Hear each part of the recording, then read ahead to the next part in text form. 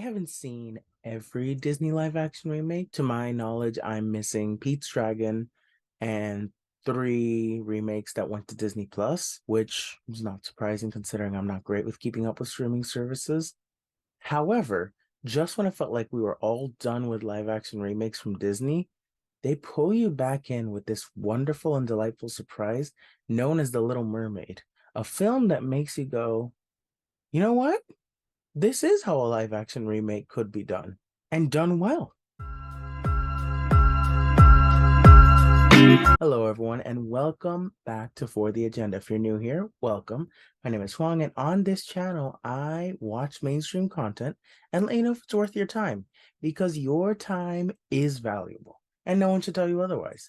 So today, I'm going to be talking to you about The Little Mermaid from Disney, starring HalleBailey and Jonah Hauer-King. This is, of course, a remake from the animated classic, The Little Mermaid, and I'm not gonna lie, I was a little skeptical going into this film. I was a little nervous, not because of the changes made within the story, just because I always fear before going into a live action remake of, let's say, a Disney property, whether or not they'll be able to capture the magic that made the original so special.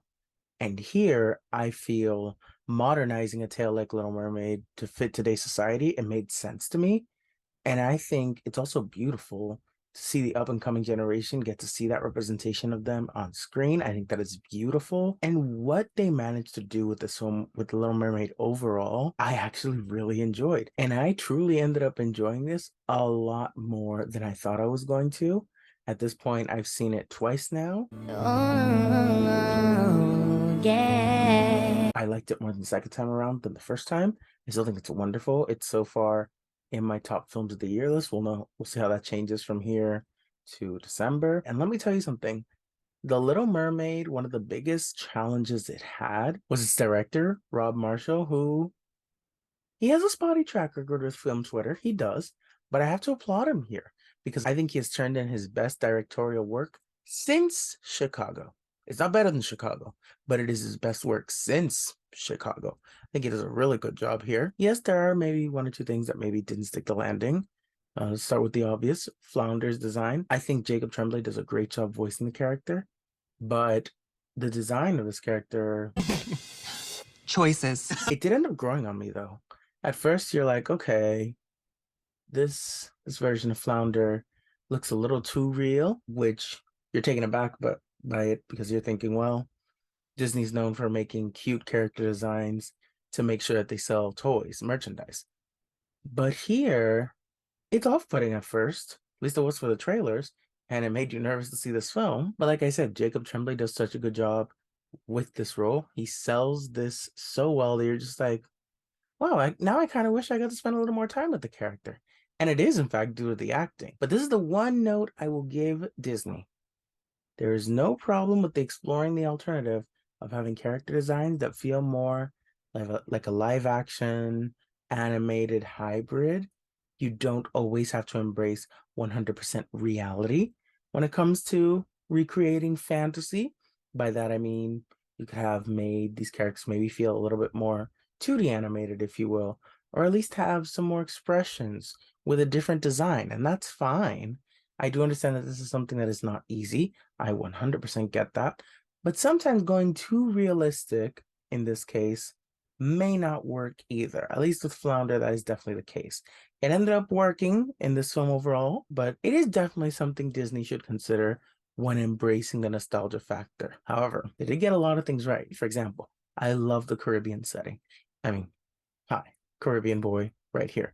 Obviously, the setting was so inviting, from the scenes underwater to the hallways of this beautiful castle. Everything just felt so visually magical. You know, the way it opens up with a shot of crashing waves in the ocean, it was so beautiful. You literally wanted to dive right into the water. Here, it was such a joy to see on screen, and it helped create what a lot of great blockbusters managed to provide for audiences, and that's a fun escape. Not only does the film feel like it's a fun escape, but I also feel like this film embraced more of a reality felt in Pirates of the Caribbean, the earlier films, which is a great thing to channel when it comes to this.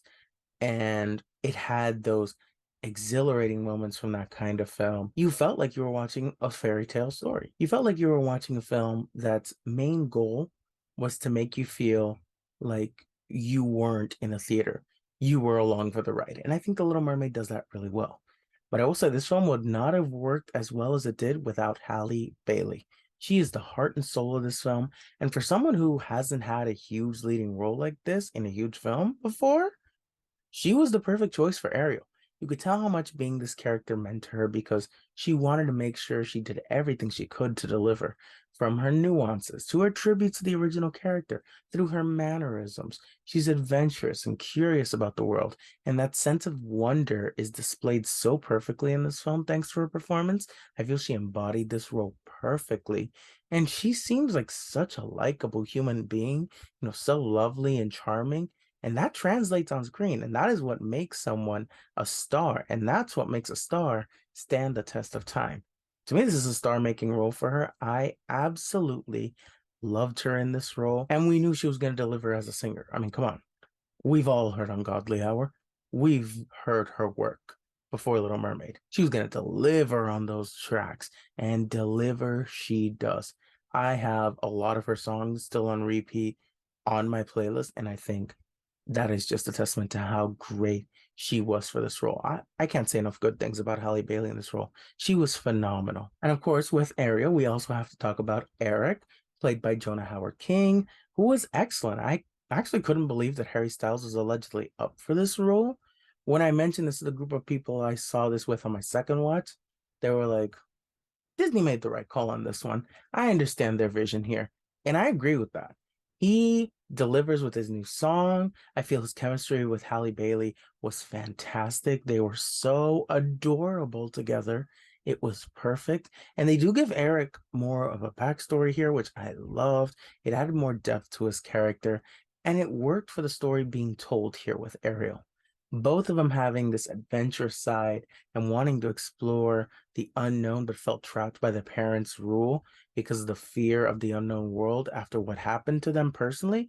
I think that parallel here was very well done. And I really liked his solo song that's new for this film called Wild Uncharted Waters. I think he does a really good job with that performance. And when it comes to that song, I think that's where they saw more Harry Styles fitting the role in terms of the singing part.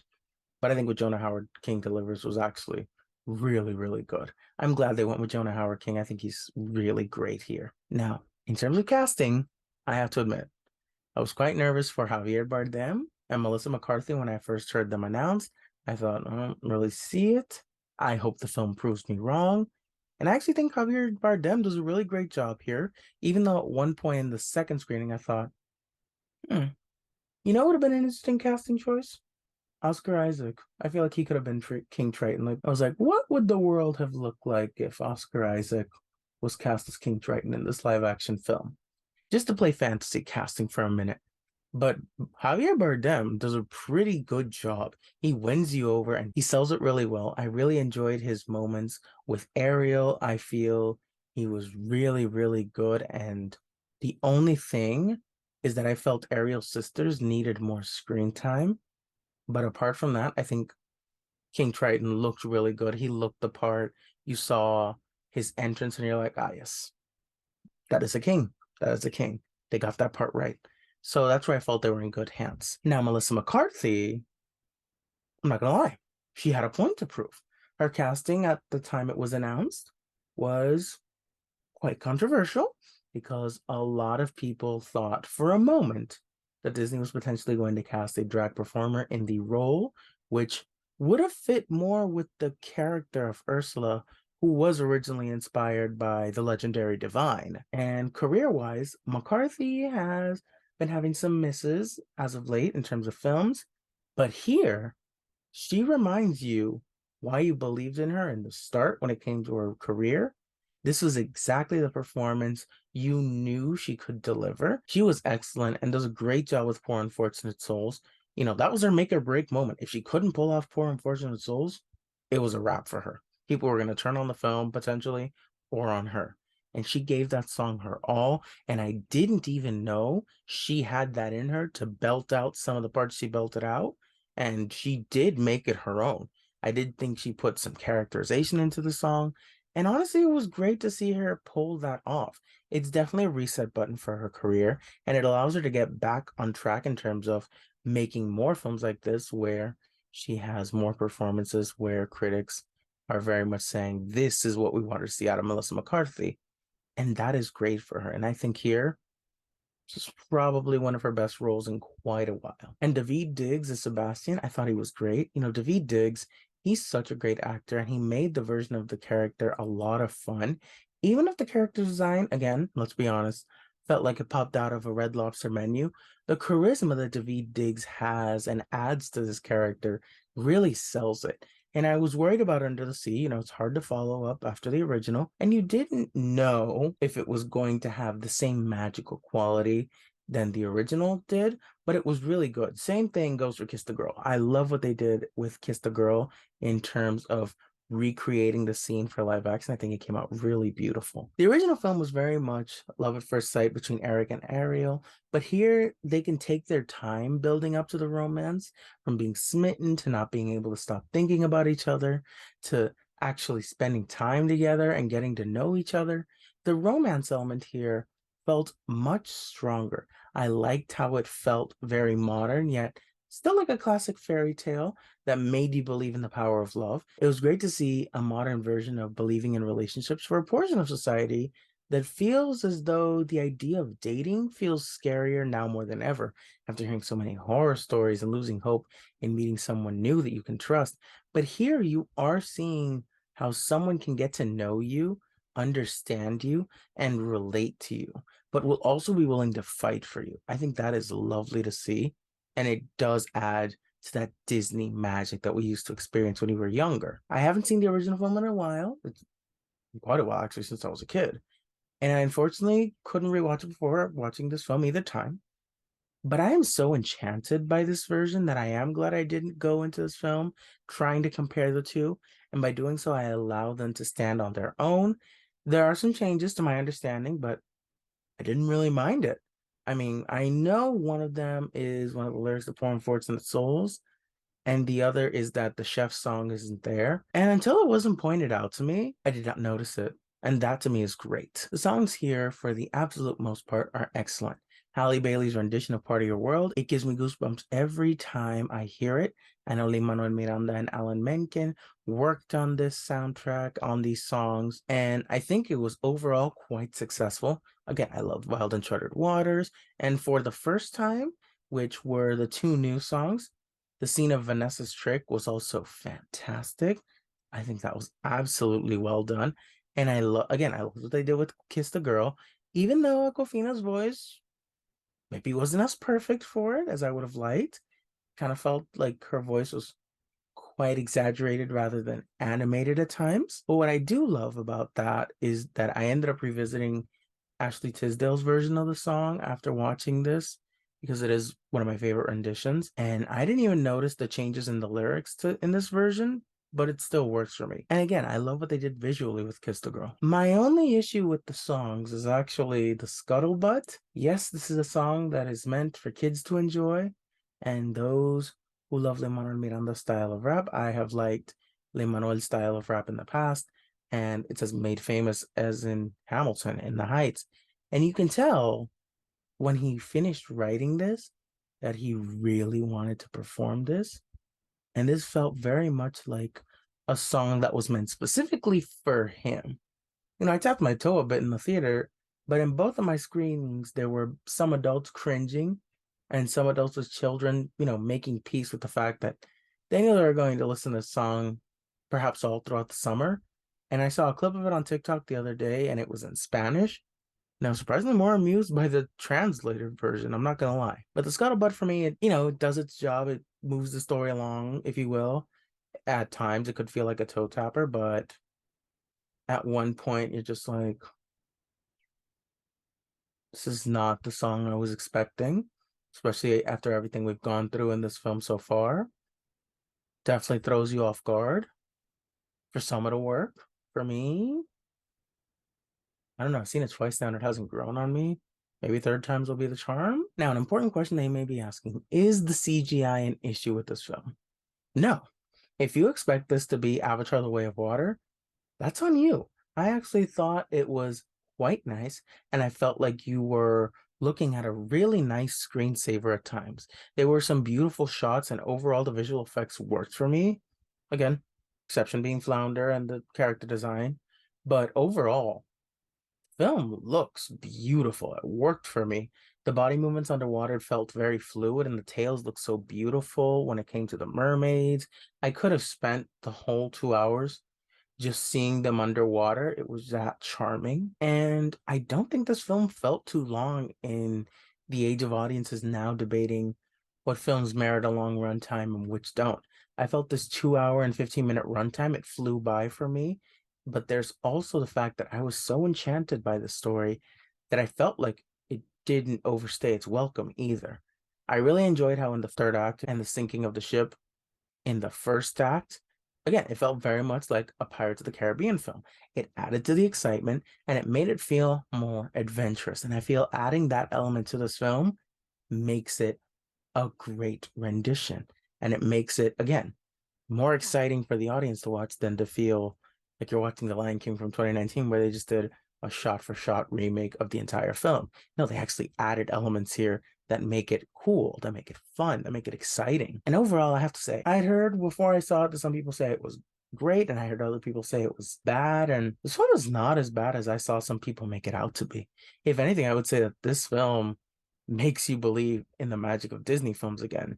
And that was a bold statement for some to hear, but you know what? It's true.